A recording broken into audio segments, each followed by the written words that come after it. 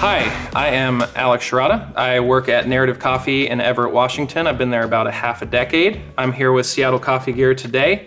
We're gonna go through some milk steaming and latte art tutorials, keep it really simple for you that you can take away the information that you get from this video and make some really good stuff for your home. Good milk will improve the quality of the drinks that you're making at home, and the experience of having nice latte art on top just kind of heightens everything. So I think it'll be a lot of fun. I'm looking forward to it. We're gonna go through symmetrical, basic designs that I think everybody should know. We're gonna do a heart and monk's head. Those kind of live in the same space to me. And then we're gonna move from that to tulips. Basics with milk steaming, you're gonna need a jug of some kind. I've got a few here. I like using different ones for different things, and obviously you need different sizes for different size drinks. With smaller drinks, you're gonna wanna start with a smaller pitcher, bare minimum, because you only really wanna steam the amount of milk that you're gonna need for the drink. When you go to start, you're gonna wanna fill. You probably don't wanna fill above the lip on the pitcher. That's gonna kind of make it more difficult to actually whip the milk in a way that is gonna be satisfactory by the end, and you might end up having hot milk all over your hands, and you don't want that. You're gonna wanna start with it filled, and then basically you're gonna wanna bring your steam wand out and lock the lip against the steam wand. That's gonna give you a lot more stability, and is gonna mean that you're not going to be moving your pitcher around as much. Also, taking the handle with your hand, or if you're using handleless, just holding the pitcher with your hand and keeping it stable, and then kind of holding onto the machine, either with another hand or with the same hand that you're using to steam the pitcher, is gonna really help you keep a stabilized position, because you kind of want to keep it in the same place the entire time. And basically you're gonna start like this, you're gonna move it in, and then you're gonna cock it slightly to one side. That's gonna help aeration and move it down through the pitcher and kind of create a whipping motion that's gonna give you really high quality milk. So get that in there, set it in place, cock it to the side just a tad, make sure you're stable, turn your steam wand on, and get going there.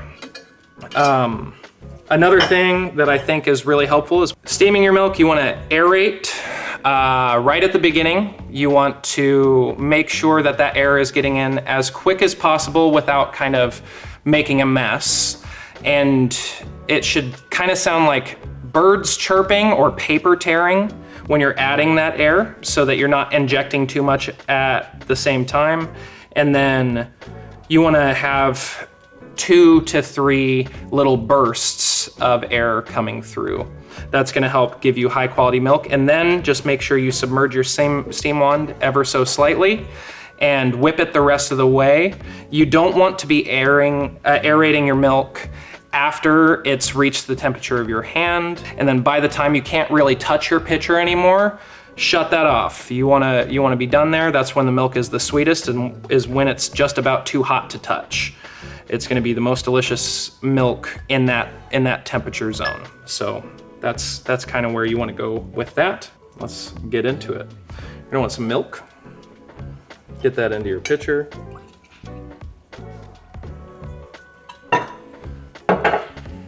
You wanna dose out the right amount of milk for whatever cup or vessel that you happen to be using. So let's get some coffee going.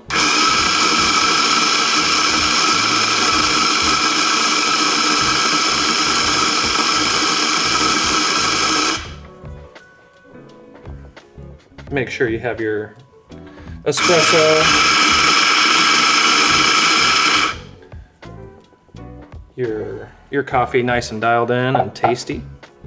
Because even more important than making little cool designs is making sure that coffee is going to taste really good by the end of it. So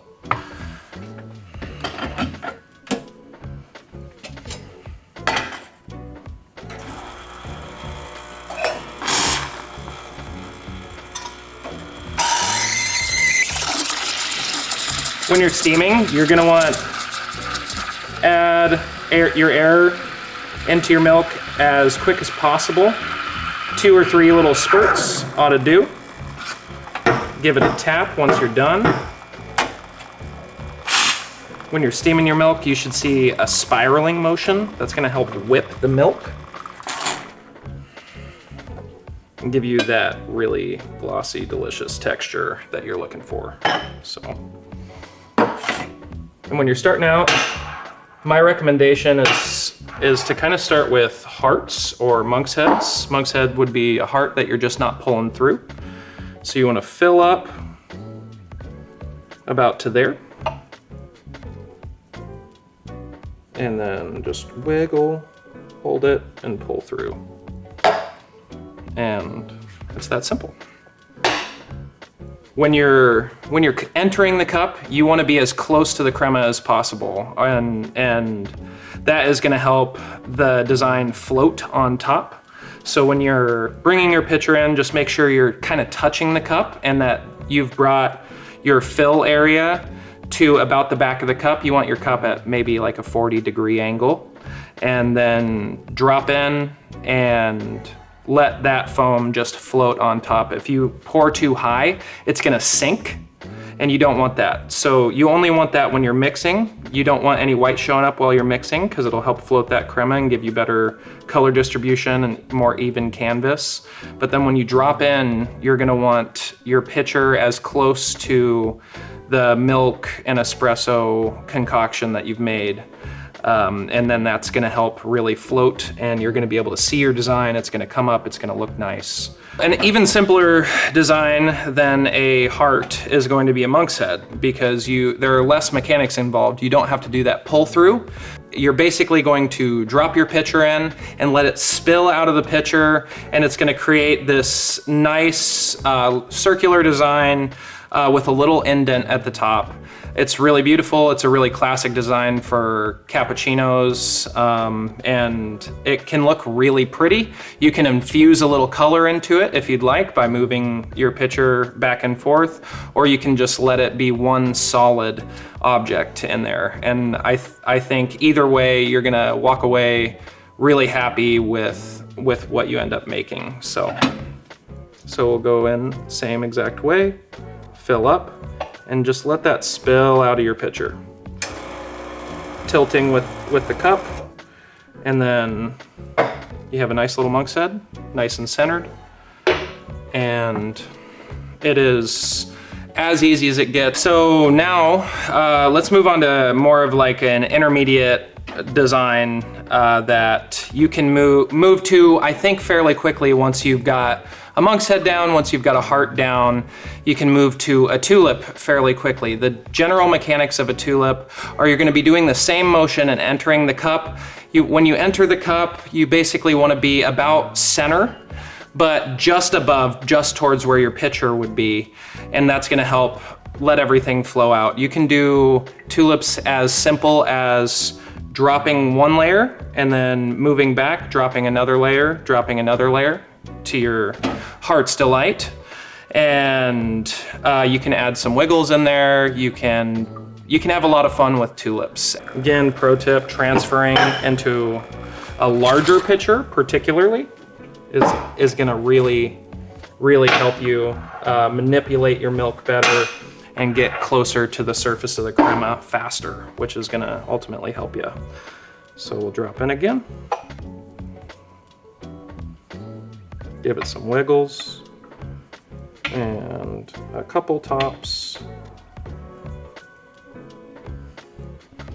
And come on through there.